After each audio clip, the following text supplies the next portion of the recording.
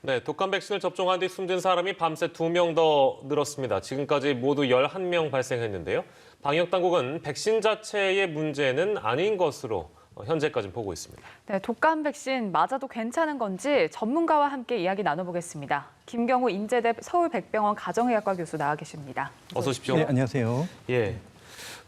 어제 잠깐 발표된 내용도 보니까 지역도 다르고 나이도 다르고 접종 백신 종류도 모두 다 달라서 부검 결과가 또 나와야 되고 부검 예정인 것도 있으니까 좀 상황을 좀 지켜봐야 되겠습니다만 아직까지는 연관성이 없다고 이제 공식적으로 어제 질병관리청이 확인을 해줬습니다. 그렇다면 일단은 다행이긴 한데요. 교수께서는 일단 어떻게 좀 보고 계신지요?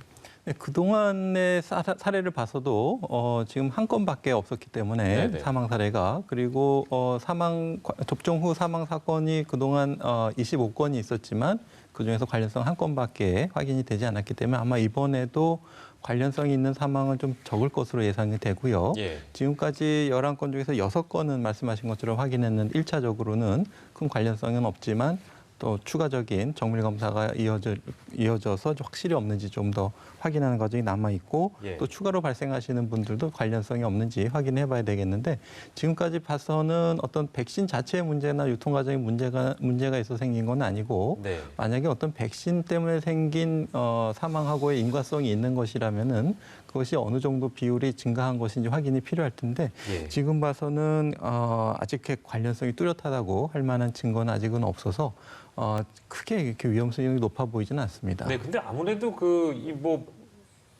연일 이렇게 독감 백신을 맞고 나서 사망하시는 분들이 잇따르다 보니까 유족 측에서도 굉장히 답답하실 것 같고 실제 독감을 맞으시려는 분들도 이거를 맞아야 되나 말아야 되나 너무 혼란스러울 것 같아요. 근데 이게 하필이면은 시점으로 독감 백신 이후에 있었던 일이기 때문에 지금 당장은 이제 연관성이 없다고 일단은 그렇게 발표를 했습니다만 추후에 지켜봐서 실제 만약에 그런 인과관계가 밝혀진다면 물론 과거 사례와 또 비교를 해볼 필요도 있을 겁니다.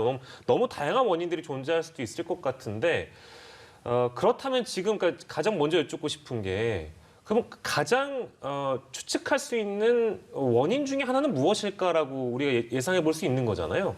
어떻게 좀 추측을 하세요?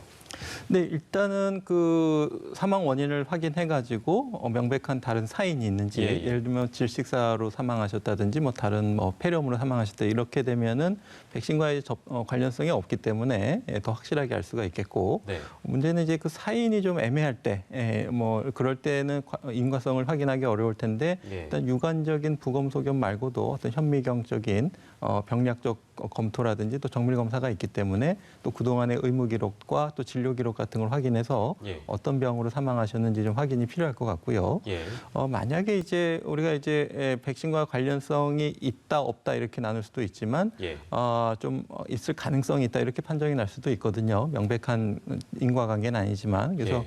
그런 사례가 있을 수는 있는데 지금 예를 들어서 이틀 동안 그 어르신들 맞으신 접종 횟수가 330만 건 중에서 예. 지금 첫날 보고된 게 한 10건 정도라고 보게 되면은 예. 물론 이제 그 중에서도 이제 조금 더 이제 사인하고 관련이 없는 사망도 있으시겠지만은 예. 최대로 잡아서 330만 명 중에 한 10분이다 그러면은 30만 명 중에 1명 정도는 좀 위중한 부작용이 있을 수 있겠다라는 확률을 최대로 잡았을 때 그렇게 좀 해석을 해볼 수 있을 것 같고 또 지금까지 1,300만 건이 이제 접종이 이루어졌거든요. 예. 그렇기 때문에 워낙 이제 예를 들어서 100만 분의 1에 어떤 굉장히 드문 심각한 부작용의 가능성이 있다고 해도 이것을 이제 1,000만 명, 3,000만 명이 맞으시게 되면은 예. 분명히 심각한 부작용이 발생하실 수 있고 예. 그동안 16년 동안 데이터를 봤을 때 심각한 부작용이 있었지만은 그러니까 예를 들면 이제 아나필락틱 쇼크 같은 심각한 부작용이 있었지만 대부분 초기 처치를 잘 해서 사망으로 이어진 사례는 없었기 때문에 예. 올해 지금 발생하신 사망의 원인이라든지 백신과의 관련성은 추후적인 확인이 필요하겠지만은 지금까지 전례를 봤을 때 가능성은 많지 않아 보이고 있다고 해도 30만 분의 1, 또 100만 분의 1의 확률로 해석할 수 있을 것 같다고 말씀드리겠습니다. 예. 네. 방역 당국이 어제 사망자들과 관련한 조사 내용을 발표를 했는데 이 중에 일단 한 명을 제외한 나머지는 고령의 기저질환이 있다. 이렇게 이제 발표를 했는데 한 명은 10대 고등학생이었거든요. 그리고 심지어 이 학생은 이분은 이제 기저질환도 없었다 이렇게 발표를 했는데 이 학생의 사망 원인은 그럼 뭐라고 생각하십니까?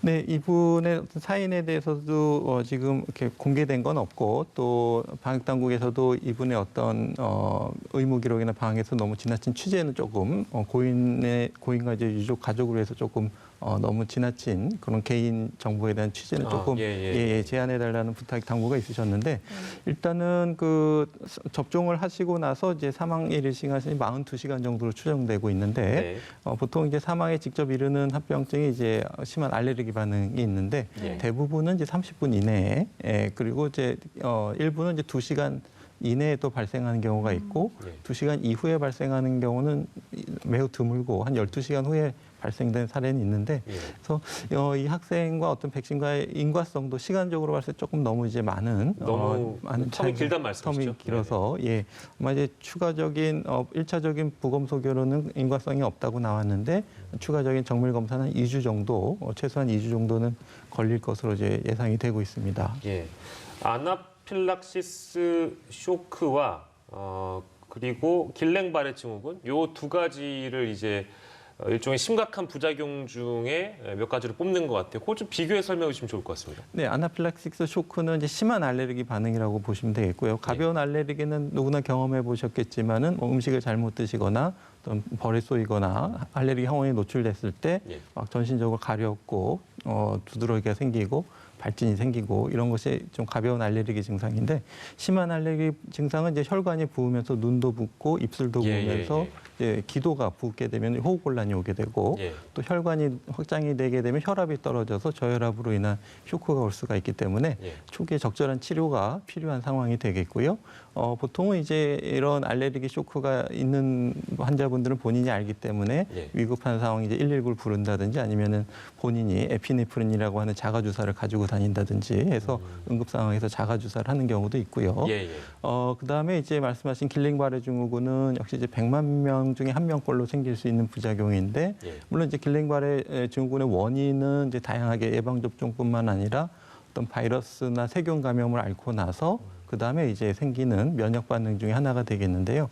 이 염증 반응이 우리 신경 세포에 생기면서 신경 마비가 생기는데 주로 이제 팔다리에 있는 신경이 마비되게 된다든지 아니면 또 드물게 이제 눈동자를 움직이는 신경이 마비게 되면은 사물이 두 개로 보이는 복시 현상이 생긴다든지 이런 신경 마비 증상이 수일간에 걸쳐서 서서히 진행되는 특징이 있겠습니다. 그렇기 때문에 우리가 흔히 뭐 중풍, 뇌경색, 뇌졸중 이런 경우는 갑자기 마비가 오는 것에 비해서 서서히 진행되는 마비 증상이라고 보시면 되겠습니다. 뭐 밤새 추가된 2명을 제외하고 사망자 9분 중에 무료 백신을 맞은 분이 1분이고 그다음에 8분이 유료 백신을 맞아서 이제 사망을 하셨다 뭐 이렇게 이야기가 들리다 보니까 혹시 무료 백신이랑 유료 백신이 좀 다른 거 아니냐 이런 의문점도 있거든요. 현재 차이가 있습니까? 전혀 차이는 없고요. 제품의 차이는 없고 이제 유통 과정이 이제 하나 민간 조달인지 아니면은 정부와 계약을 한 신성약품을 통한 조달인지 그 차이이기 때문에 제조사도 동일하고 민간 의료기관에서도 동일한 제품이 하나는 국가 조달 제품 또 하나는 본인이 의료기관에서 구입한 제품 이렇게 두 개가 있기 때문에 제품 자체는 굉장히 동일하다고 보시면 되겠습니다. 그 백신 얘기 저희 지금 하고 있는데 그 달걀 알레르기 있는 분들은 좀 다른 백신, 다른 종류의 백신을 맞아야 되는 겁니까? 그럼 어떻게 되는 겁니까? 네, 보통 이 바이러스 백신을 만들 때 바이러스 배양할 때 우리가 유정란을 이용해서 계란을 이용해서 만들기 때문에 조금이라도 이제 계란 성분이 있을 가능성이 있어서 계란 알레르기가 있으신 분들은 예방 접종을 피하도록 권고하고 있는데 유정란을 통해서 만드는 백신이 대부분이고 또 이제 유정란이 아닌 세포 배양을 통해서 이제 만든 백신도 있거든요. 그래서 그 백신 같은 경우에 달걀 성분이 없기 때문에 달걀 알레르기가 있으신 분들은 비교적 안전할 수가 있는데 유정란을 이용해서 만든 백신도 최근 연구에 따르면은 달걀 알레르기가 있으셔도 맞아도 큰 문제가 없고 또 주의해서 맞으면 된다는 연구들도 있기 때문에 주치의 선생님하고 상의하셔서 맞는 것이 좋겠고 아무래도 달걀 알레르기가 있으신 분들이 유정란 백신도 안전하다고는 알려져 있지만 그래도 좀 접종을 피하시거나 이제 세포 배양 백신으로 선택하시는 것도 한 가지 방법이 될 수 있을 것 같습니다. 예. 이제 그런 참고의 말씀을 꼭 드리고 그건 이제 본인이 잘 아실 수도 있으니까 기존에 알레르기가 있다면 실제 가셔가지고 독감 백신을 맞기 전에 의료진과 상의를 하는 과정이 필요하고 또 이제 이런 사태가 벌어졌기 때문에 접종을 한 이후에 한 30분 정도 의료기관에서 대기를 한다든지 그런 경과를 좀 지켜보는 것도 필요한 것이죠? 네, 중요합니다. 예, 예, 예. 그래서 물론 이제 100만 분에 한 명꼴로 위중한 부작용이 생길 수 있지만 아나필락시스 쇼크는 예방할 수 있고 또 예. 대부분 30분 이내에 발생하기 때문에 의료기관이나 근처에 머무시는 것이 좋겠고요. 물론 이제 조금 몇 시간 지나서 발생할 수도 있기 때문에 네. 접종한 당일날은 무리한 활동을 피하시고 잘 관찰하셔서 조금이라도 의심 증상이 있으면 바로 의료기관 방문해 주셔야 되겠고요. 또 이제 길랑발해나 이런 것들은 좀 며칠에 거쳐서 이제 진행될 수가 있기 때문에 예. 맞고 나서 다 2, 3일간은 좀 무리한 활동이나 이런 것은 좀 삼가해 주시는 것이 좋겠습니다. 예. 네, 독감 백신 예방 접종 맞은 사망자들의 이제 정확한 원인을 파악하기 위해서 일부 사망자를 대상으로 부검 전에 코로나19 진단 검사를 했다고 하는데 혹시 코로나19 바이러스의 관련성은 없겠습니까? 네, 그 워낙 신종 감염병이기 때문에 아직 관련성에 대한 연구는 없는데 아마 관련성은 좀 적을 것으로 생각은 되지만 그래도 여러 가지 적응 가능성이라도 확인하는 차원에서 검사가 이루어질 것 같고요. 네. 아마 이제 돌아가신 분이 어떤 백신 접종과 또 코로나19 무증상 감염과의 관련성에 대해서도 확인이 이루어질 것 같습니다. 예, 그러니까 이제 이게 일반적으로 그 의학에 문외하더라도 그 무증상 코로나19 감염자가 있다. 근데 네. 이제 백신이라는 것은 결국에 우리 몸에 항체를 만들기 위해서 뭐 이거 제가 제 표현이니까 뭐 혹시 아니더라면 정정해 주시면 되는데 백신이라는 건 우리 몸에 독성 물질 같은 거를 주입시켜 가지고 항체를 생성시키는데 도움을 주는 것인데 만약에 코로나19가 나도 모르게 감염돼 있는 상황에서 독성 물질을 주입했을 때 그게 어떤 화학적인 결합을 통해 쇼크가 일어난다든지 그런 거 아니겠는가라는 어떤 의문이 있기 때문에 이런 검사를 한다. 이렇게 이해하면 되는 겁니까? 대부분 다 맞으셨는데 이제 독성이라기보다 이제 항원 성분이기 때문에 단백질 성분이기 예. 때문에 그것은 우리가 이제 분리해서 바이러스를 불활성화시킨 죽은 바이러스를 이렇게 분리해서 만든 거기 때문에 예. 전혀 뭐 안전하고요. 다만 오히려 이제 코로나19에 감염이 돼서 코로나19 바이러스에 대해서 우리가 이제 항체가 생기고 막 사이토카인이 분비되고 이런 시기에 이제 바이러스 항원이 들어왔을 때 항원이 들어왔을 때 우리가 이 항원을 인식하게 해가지고 진짜 바이러스가 들어왔을 때 우리가 면역력을 생기게 하는 효과가 있는 거기 때문에 오히려 이제 막 사이토카인이나 인터페론이 많이 분비된 상태에서 예방 접종을 맞게 되면 좀 백신의 항원성, 면역 원성을 형성하는데 오히려 좀 방해가 되는 그러니까 물 백신이 될 가능성이 오히려 조금 더 있어 보여서 네. 그래도 일단은 열이 나거나 급성 감염기 증상 때는 코로나19든지 뭐 다른 바이러스 감염이나 세균 감염증이라든지 그럴 때는 예방 접종을 미루시고 연기하시는 것이 필요하겠습니다. 예. 4가 백신과 3가 백신의 그 차이, 사망에 이르게 하는 원인이 뭔가 좀 더 4가 백신 같은 경우에 더 어떤 사망 가능성 높이는 원인이 될 수 있는가 뭐 이런 여부였는데 그건 또 어떻게 봐야 될까요? 네, 일단은 그 3가 백신, 4가 백신을 말씀하신 것처럼 이제 인플루엔자의 종류 중에서 A형 두 가지, B형 두 가지가 4가 백신이 되겠고 기존에는 이제 3가 백신은 A형 두 가지, B형 한 가지였는데 이렇게 맞았을 때 이제 안 맞은 B형에 대해서 한 번 또 유행이 있은 적이 있어서 이제 4가 백신을 도입하게 됐고요. 네.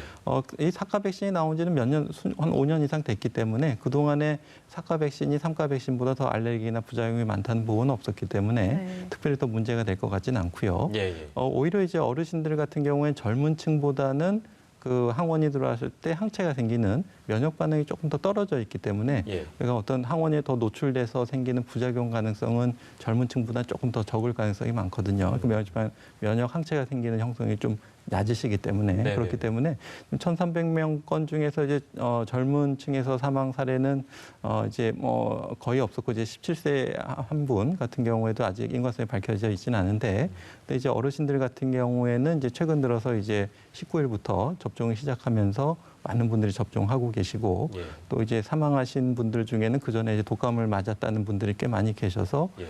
인과성은 계속 확인은 필요할 것 같고요. 아직은 그 인과성이 그렇게 돌아가신 고인에 대해서 좀 신뢰가 될 수 있어서 좀 조심해야 되겠지만은 예. 아직 인과성이 이렇게 많아 보이진 않아서 그래도 확인은 좀 필요는 할 것 같습니다. 예. 네네. 알겠습니다.